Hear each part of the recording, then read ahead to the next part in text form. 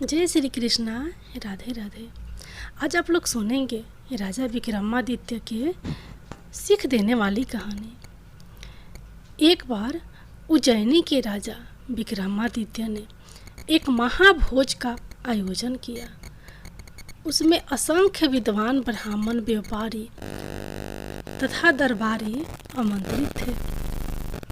भोज के मध्य में चर्चा चली कि सबसे बड़ा दानी कौन। सभी ने एक स्वर से विक्रमादित्य को दुनिया का सर्वश्रेष्ठ दानी घोषित किया। राजा विक्रमादित्य लोगों के भाव देख रहे थे। तभी उनकी नज़र एक ब्राह्मण पर पड़ी जो अपनी राय नहीं दे रहा था, लेकिन उसके चेहरे के भाव से प्रतीत होता था कि वह सभी लोगों के विचार से सहमत नहीं है। विक्रमादित्य ने उसकी चुप्पी का अर्थ पूछा तो वह डरते हुए बोला कि सबसे अलग राय देने पर कौन उसकी बात सुनेगा। राजा ने उसका विचार पूछा तो वह बोला कि वह असमंजस की स्थिति में पड़ा हुआ है। अगर वह सच नहीं बताता तो उसे झूठ का पाप लगता है और सच बोलने की स्थिति में उसे डर है कि राजा का कोप भाजन बनना पड़ेगा। अब विक्रम की जिज्ञासा और बढ़ गई। उन्होंने उसकी स्पष्टवादिता की भूरी भूरी प्रशंसा की तथा उसे निर्भय होकर अपनी बात कहने को कहा। तब उसने कहा कि महाराज, विक्रमादित्य बहुत बड़े दानी हैं, यह बात सत्य है, पर इस भूलोक पर सबसे बड़े दानी नहीं। यह सुनते ही सब चौंके। सबने विस्मित होकर पूछा, क्या ऐसा हो सकता है? उस पर उस ब्राह्मण ने कहा कि समुद्र पार एक राज्य है जहाँ का राजा कृतिध्वज जब तक 1,00,000 स्वर्ण मुद्राएं प्रतिदिन दान नहीं करता तब तक अन्न जल भी ग्रहण नहीं करता है। अगर यह बात असत्य प्रमाणित होती है तो वह ब्राह्मण कोई भी दंड पाने को तैयार था। राजा के विशाल भोज कक्ष में निस्तब्धता छा गई। ब्राह्मण ने बताया कि कृतिध्वज के राज्य में वह कई दिनों तक रहा और प्रतिदिन स्वर्ण मुद्रा लेने गया। सचमुच ही कृतिध्वज 1,00,000 स्वर्ण मुद्राएं दान करके ही भोजन ग्रहण करता था। यही कारण है कि भोज में उपस्थित सारे लोगों की हाँ में हाँ उसने नहीं मिलाई। राजा विक्रमादित्य ब्राह्मण की स्पष्टवादिता से प्रसन्न हो गए और उन्होंने उसे पारितोषिक देकर सादर विदा किया। ब्राह्मण के जाने के बाद राजा विक्रमादित्य ने साधारण वेश धरा और दोनों बेतालों का स्मरण किया। जब दोनों बेताल उपस्थित हुए तो उन्होंने उसे समुद्र पार राजा कृतिध्वज के राज्य में पहुंचा देने को कहा।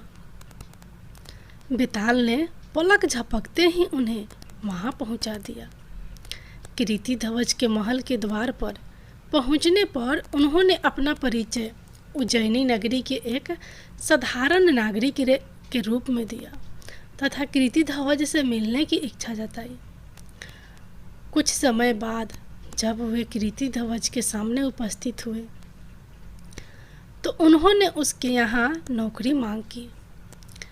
कृतिध्वज ने जब पूछा कि वे कौन सा काम कर सकते हैं तो उन्होंने कहा, जो कोई नहीं कर सकता वह काम वे कर दिखाएंगे।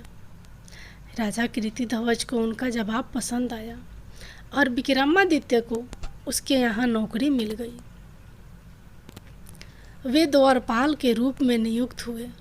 उन्होंने देखा कि राजा कृतिध्वज सचमुच हर दिन 1,00,000 स्वर्ण मुद्राएं जब तक दान नहीं देता अन्य जल ग्रहण नहीं करता है।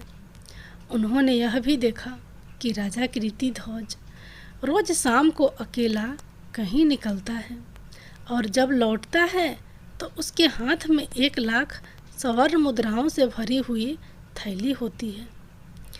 एक दिन शाम को उन्होंने छिपकर कृतिध्वज का पीछा किया। उन्होंने देखा कि राजा कृतिध्वज समुद्र में स्नान करके एक मंदिर में जाता है और एक प्रतिमा की पूजा अर्चना करके खौलते तेल के कराह में कूद जाता है। जब उसका शरीर जल भुन जाता है तो कुछ जोगनियाँ आकर उसका जला भुना शरीर कराह से निकालकर नोच नोच कर खाती है और तृप्त होकर चली जाती है। जोगनियों के जाने के बाद प्रतिमा की देवी प्रकट होती है और अमृत के बूंदे डालकर कृतिध्वज को जीवित करती है। अपने हाथों से 1,00,000 स्वर्ण मुद्राएं कृतिध्वज की झोली में डाल देती है और कृतिध्वज खुश होकर महल लौट जाता है। प्रातःकाल वही स्वर्ण मुद्राएं वह याचकों को दान कर देता है। विक्रम की समझ में उसके नित्य 1,00,000 स्वर्ण मुद्राएं दान करने का रहस्य आ गया। अगले दिन राजा कृतिध्वज के स्वर्ण मुद्राएं प्राप्त कर चले जाने के बाद विक्रम ने भी नहा धोकर देवी की पूजा की और तेल के कड़ाह में कूद गए। जोगनियाँ जब उनके जले भुने शरीर को नोचकर खाकर चली गई तो देवी ने उनको जीवित किया। जीवित करके जब देवी ने उन्हें स्वर्ण मुद्राएं देनी चाहिए तो उन्होंने यह कहकर मना कर दिया कि देवी की कृपा ही उनके लिए सर्वोपरि है। यह क्रिया उन्होंने 7 बार दोहराई। 7वीं बार देवी ने उनसे बस करने को कहा तथा उनसे कुछ भी मांग लेने को कहा। विक्रम इसी अवसर की ताक में थे। उन्होंने देवी से वह थैली ही मांग ली जिससे स्वर्ण मुद्राएं निकलती थी। ज्यों ही देवी ने वह थैली उन्हें सौंपी, चमत्कार हुआ। मंदिर, प्रतिमा, सब कुछ गायब हो गया। अब दूर तक केवल समुद्र तट दिखता था। दूसरे दिन जब कृतिध्वज वहाँ आया तो बहुत निराश हुआ। उसका वर्षों का 1,00,000 स्वर्ण मुद्राएं दान करने का नियम टूट गया। वह अन्न जल त्याग कर अपने कक्ष में असहाय पड़ा रहा। उसका शरीर क्षीण होने लगा। जब उसकी हालत बहुत अधिक बिगड़ने लगी तो विक्रम उसके पास गए और उसकी उदासी का कारण जानना चाहा। उसने विक्रम को जब सब कुछ खुद बताया तो विक्रम ने उसे देवी वाली थैली देते हुए कहा कि रोज रोज कराह में कूद कर प्राण गंवाते देख वे द्रवित हो गए, इसलिए उन्होंने देवी से वह थैली ही सदा के लिए प्राप्त कर ली। वह थैली राजा कृतिध्वज को देकर उन्होंने उस वचन की भी रक्षा कर ली जो देकर उन्हें कृतिध्वज के दरबार में नौकरी मिली थी। उन्होंने सचमुच वही काम कर दिखाया जो कोई भी नहीं कर सकता है। राजा कृतिध्वज ने उनका परिचय पाकर उन्हें सीने से लगाते हुए कहा कि वे सचमुच इस धरा पर सर्वश्रेष्ठ दानी हैं, दानवीर है, क्योंकि उन्होंने इतनी कठिनाई के बाद प्राप्त स्वर्ण मुद्रा प्रदान करने वाली थैली ही बेझिझक दान कर डाली जैसे कोई तुच्छ चीज हो। अब आप लोग सुनिए राजा विक्रमादित्य की दूसरी कहानी। बहुत समय पहले की बात है। एक बार राजा विक्रमादित्य को किसी कारणवश अपना राज्य छोड़ना पड़ा। घूमते घूमते वे एक दूसरे राज्य हौलापुर में आ गए। विक्रमादित्य को पता चला कि हौलापुर का राजा प्रतिदिन रात को अपने शयन कक्ष के द्वार पर एक नया पहरेदार नियुक्त करता है और सुबह उस पहरेदार को राज दरबार में बुलाकर एक प्रश्न पूछता है। उत्तर ना दे पाने के कारण उस पहरेदार को फांसी की सजा हो जाती है। इस प्रकार शयन कक्ष पर पहरा देने वाला कोई पहरेदार जीवित नहीं बचता है, क्योंकि कोई भी उत्तर नहीं दे पाता है। राजा विक्रमादित्य को यह जानकर बड़ा आश्चर्य हुआ। उन्होंने हौलापुर के राजा से निवेदन किया कि वह उन्हें एक रात के लिए अपने शयन कक्ष का पहरेदार नियुक्त कर ले। राजा तैयार हो गया और विक्रमादित्य शयन कक्ष की पहरेदारी करने लगे।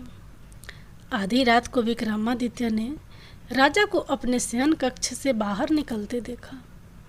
विक्रमादित्य भी चुपके चुपके राजा का पीछा करने लगे। राजा छिप छिप कर शमशान घाट पहुंचा, जहां पहले से ही डोम की पुत्री बेसब्री से राजा की प्रतीक्षा कर रही थी। राजा वहीं रखी एक टूटी खाट पर बैठकर डोम की पुत्री से प्रेम भरी बातें करने लगा। कुछ समय बाद राजा बोला कि भूख लगी है। डोम की पुत्री ने कहा कि अभी खाने के लिए मेरे पास 100 पर चढ़ाए गए मिठाई बतासे आदि है। राजा ने मिठाई बतासे आदि खाकर उसी टूटी खाट पर सो गया। सूर्योदय के पहले ही राजा उठा और राजमहल में आ गया। राजा से पहले ही विक्रमादित्य भी राजमहल पहुंच गए और शयन कक्ष की पहरेदारी शुरू कर दी। जब राज दरबार लगा तो राजा ने शयन कक्ष के पहरेदार विक्रमादित्य को बुलाया और कहा, कहो पहरेदार, रात की बात। इस पर विक्रमादित्य ने कहा, महाराज, संकेत के रूप में कहता हूँ ताकि राज दरबार और आपकी गरिमा बनी रहे। इसके बाद विक्रमादित्य ने कहा, भूख न जाने जूठी बात, नींद न जाने टूटी खाट और प्रेम न जाने जाति कुजाति। विक्रमादित्य के इस उत्तर से राजा बहुत प्रभावित हुआ और राजपाट त्याग कर तपस्या करने वन में चला गया।